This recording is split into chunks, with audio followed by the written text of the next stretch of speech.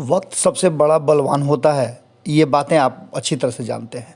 वक्त से बड़ा कोई नहीं होता है। वक्त के फैसले अक्सर आपको चौंकाते हैं।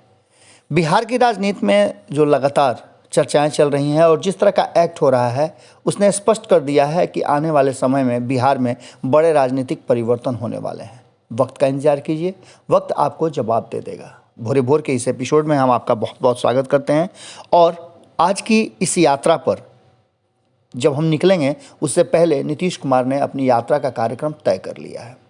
इस यात्रा को एक नया नाम दिया गया है, समाज सुधार यात्रा। आप समझ सकते हैं इस बात को कि नीतीश कुमार 2020 के चुनाव के बाद से कितने ज़्यादा आहत होंगे अपने सीटों को देख करके, क्योंकि नीतीश कुमार पिछले 15 साल से लगातार डोमिनेट कर रहे हैं।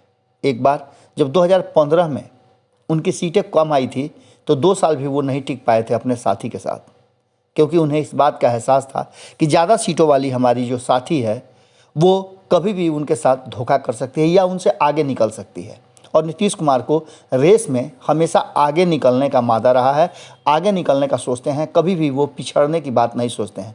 और इस बार तो उनके साथ ऐसी घटना हुई है कि तीसरे नंबर पर पहुंच गए हैं।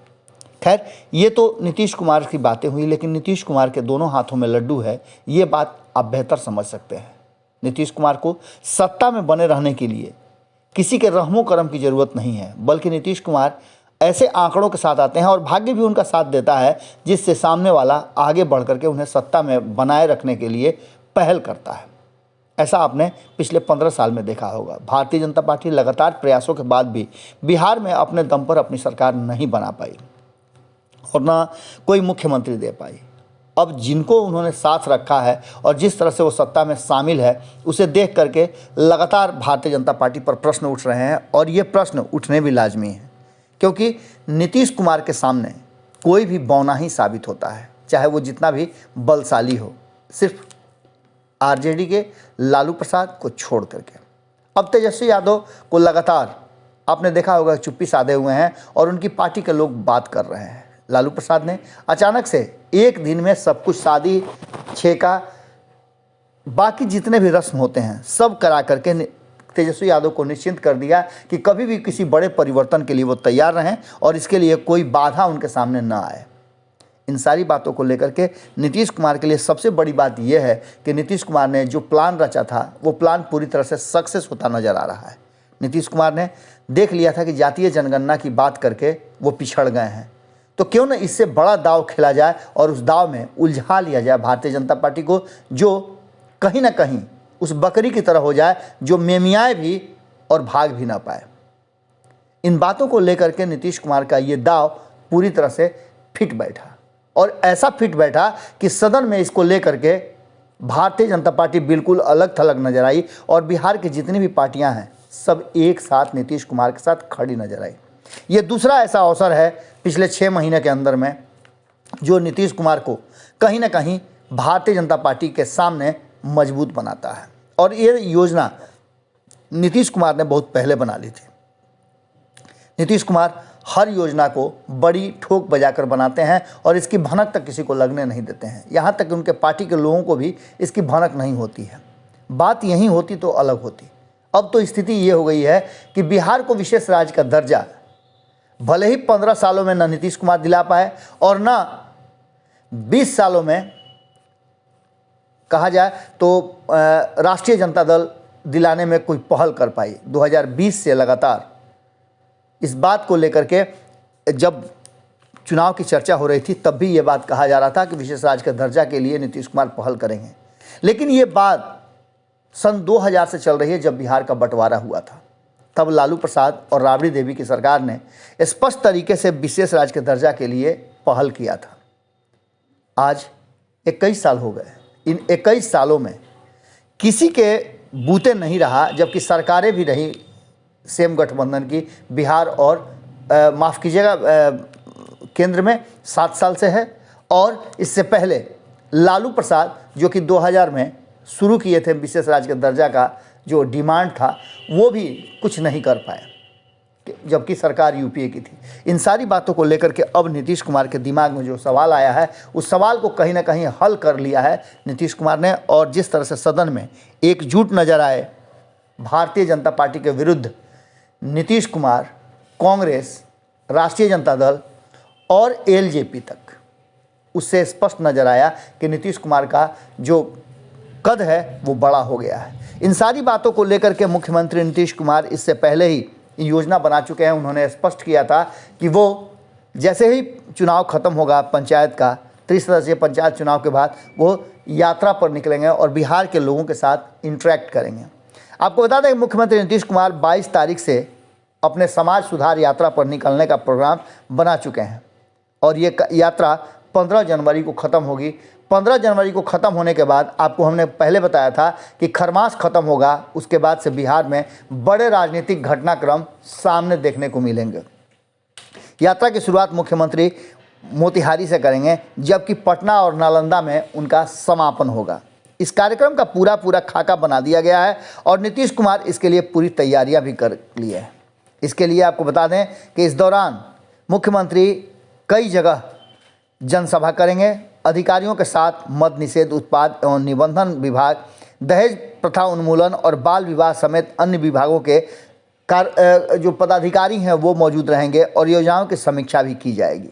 यात्रा की जानकारी सभी यात्रियों को, जो लोग वहाँ के लोकल हैं उन लोगों को पहले से होगी और साथ ही संबंधित विभाग के मंत्रियों को भी उसमें उपस्थित होना होगा। जिलों के अधिकारियों को ये जानकारी पहले से दे दी गई है और मंत्रिमंडल सचिवालय के मुख्यमंत्री की यात्रा कार्यक्रम जारी कर दिया है। इसके साथ ही आपको बता दें कि आदेश के अनुसार यात्रा राज्य के 6 प्रमंडलों में किया जाएगा और कई जिले इसमें शामिल रहेंगे। इन सब के बीच में आपको बता दें कि ये पूरा का पूरा जो कार्यक्रम है वो तय किया गया है। हालांकि इसको तय करने के पीछे बताया जा रहा है कि नीतीश कुमार की मंशा है कि वो समाज सुधार वाले जो कार्यक्रम है उस पर लगातार लगे रहें। इसमें पूरे अभियान के तरह समाज सुधार की बात की जा रही है, लेकिन इसके तह में नीतीश कुमार अपने जो जनाधार हैं उसकी जांच करेंगे और लोगों से बात करेंगे। आपको बता दें कि इसके ठीक पहले जिस तरह से प्रशांत किशोर का बयान आया है और जिस तरह का एक्ट पिछले 1 महीना से हो रहा है इस देश और बिहार में, उसे देख करके साफ लगता है कि नीतीश कुमार एक नई राह पर निकल पड़े हैं। एक लंबी छलांग लगाने के लिए उन्होंने तैयारी कर ली है। जहां एक तरफ नीतीश कुमार 22 दिसंबर को मोतिहारी यानी पूर्वी चंपारण और पश्चिमी चंपारण से शुरू करेंगे, वहीं दूसरा पड़ाव उनका 24 तारीख को गोपालगंज में होगा, तीसरा सासाराम में होगा जो भोजपुरिया भाषाभाषी क्षेत्र है। और आप इस बात को समझिए कि शुरुआत उनकी हो रही है उन क्षेत्रों से जो क्षेत्र उत्तर प्रदेश के सीमाओं से सटे हुए हैं।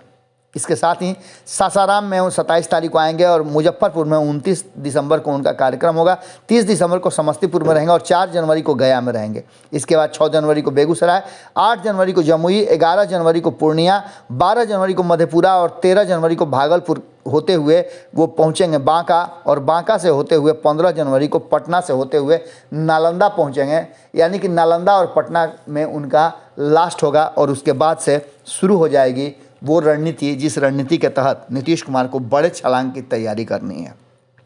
आपको बता दें कि इस बीच में आप समझ सकते हैं कि नीतीश कुमार के दोनों हाथों में लड्डू है, बिना मांगे उन्हें समर्थन मिल रहा है। नीतीश कुमार और बिहार को विशेष राज्य का दर्जा, ये दोनों का संबंध हालांकि अब तक चुनावी रहा है, लेकिन पहली बार ऐसा हुआ है कि चुनाव के बिना नीतीश कुमार ने इस मांग को आगे रखा है और कहीं ना कहीं भारतीय जनता पार्टी को कटघरे में बिहार की जनता के सामने खड़ा करा दिया है। भारतीय जनता पार्टी के पास अब कोई ऑप्शन नहीं बच रहा है कि वो कैसे बिहार की जनता के सामने अपना पक्ष रखे। हालांकि भारतीय जनता पार्टी के नेता लगातार बिहार के विकास की चर्चा कर रहे हैं, तो दूसरी तरफ नीतीश कुमार इस चर्चा के पीछे इस बात को रिपीट कर रहे हैं कि अगर बिहार का विकास हो रहा है, भारतीय जनता पार्टी इस बात को मानती है, तो फिर नीति आयोग के रिपोर्ट को कैसे हम सच मान लें। यानी नीतीश कुमार ने चेकमेट कर दिया है कहीं ना कहीं भारतीय जनता पार्टी को। और ऐसी स्थिति में नीतीश कुमार के हाथ में, दोनों हाथ में लड्डू है। एक तरफ जहां भारतीय जनता पार्टी अब मजबूर होकर के नीतीश कुमार को हर तरह से साथ रखने का कोशिश में लगी रहेगी, वहीं दूसरी तरफ नीतीश कुमार को एक बड़ा गेम प्लान नज़र आ रहा है, जिसमें कि प्रशांत किशोर के बयान के बाद अब ये कहा जा रहा है कि नीतीश कुमार की जो इच्छा थी 2014 से ही बलवती हो रही थी, उस इच्छा को पूरा करने के लिए सारे जो अवयव हैं उन्हें जुटा करके, सारी संविधा को जुटा करके और हमन की तैयारी की जा रही है, जिससे कि वातावरण शुद्ध हो और नीतीश कुमार की जो इच्छा है वो पूरी हो, यानी कि देश के सबसे शीर्ष पद पर, जो संवैधानिक पद है, उस पद पर विराजमान हो और ऐसी स्थिति में बिहार को विशेष राज्य का दर्जा मिले। आपको याद होगा कि हमने कल रातों रात में भी इस बात की चर्चा की थी कि नीतीश कुमार और खास करके बिहार से जुड़ी हुई जो पार्टियां हैं, चाहे वो कांग्रेस हो या फिर लालू प्रसाद की राष्ट्रीय जनता दल, ये सब बिहार की जनता को ये बताना चाहते हैं कि जब तक बिहार का प्रधानमंत्री नहीं होगा तब तक बिहार का विकास नहीं होगा और बिहार को विशेष राज्य का दर्जा भी प्राप्त नहीं होगा।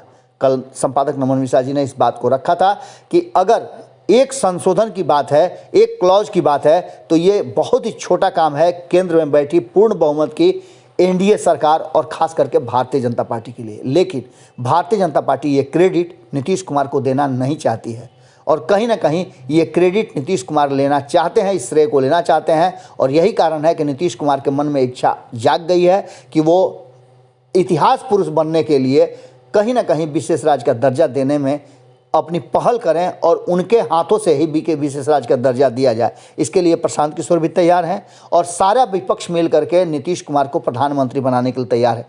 खेल यहाँ हो रहा है और ये खेल कहीं ना कहीं नीतीश कुमार को पसंद भी आ रहा है। आज के इस भोरे भोर में हम आपसे यहीं विदा लेते हैं। आपके विचार की हमें प्रतीक्षा रहेगी। आप क्या सोचते हैं इस पूरे विश्लेषण को सुनने के बाद, और अपने मन से भी वो ज़रूर लिखिएगा। बहुत बहुत धन्यवाद। नमस्कार।